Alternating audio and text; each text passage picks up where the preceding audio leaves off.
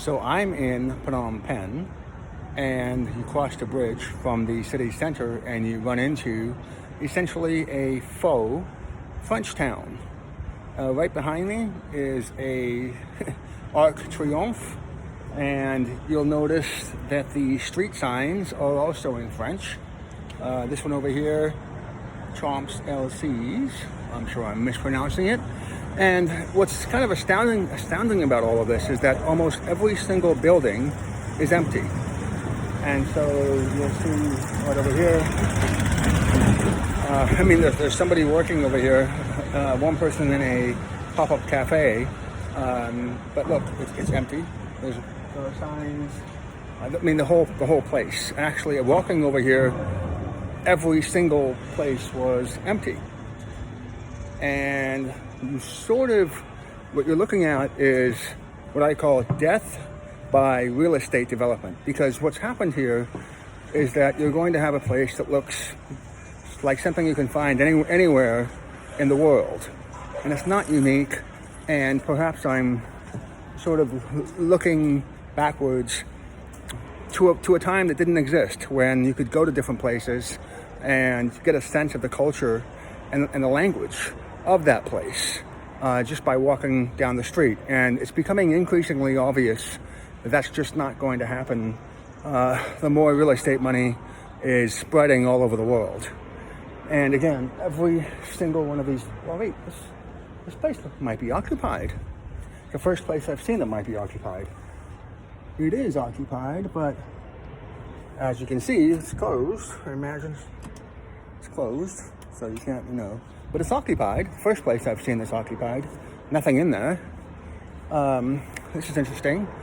Prices here are in US dollars. They convert essentially to a peg of $1 equals 4,000 reals, Cambodian reals. The office here, the price, I don't know if this is reasonable or not, but it's $7.5 per meter. Looks like that's what it says. And so you're just sort of looking at this idea that this country's already been terrorized by war. It's already been caught in between 3 different empires. It's already been occupied by the French.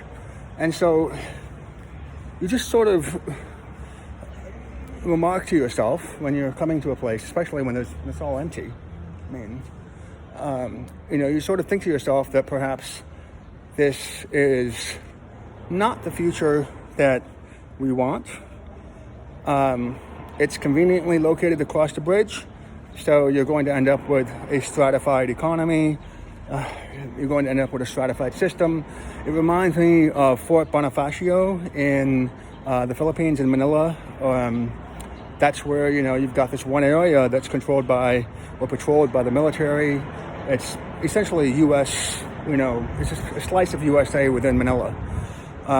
Of course, you have a lot of Vietnamese people here, and so looks like there is going to be a restaurant here. It's really sort of, when you're traveling, I'm so glad I started traveling essentially full time about 5-6 years ago, because I think that 15 to 20 years from now, if you want to see something unique, you're going to have to actually plan something and then go visit a national park. You're not going to be able to find the kind of adventure that used to exist. And one of the reasons, again, is this march towards prosperity, which is going to create probably a similar kind of economic segregation that we've seen in Europe, we've seen in the United States, with the United States having the additional problem of, racial issues, because of its history of slavery as well. But I have noticed that you don't see a lot of people who are dark-skinned or tan-skinned here in Phnom Penh. And, you sort of think to yourself, well, what happened exactly? Because obviously with the Chinese and the Vietnamese investments here, you're going to have just a different composition of people. But you sort of think to yourself, where did the Khmers go? The ethnic Khmers, where did they go? Did they mix in somehow? Or, what exactly happened? And I think that's a question that is going to be probably a little bit more pertinent as these kinds of projects occur. And so I'm all for prosperity.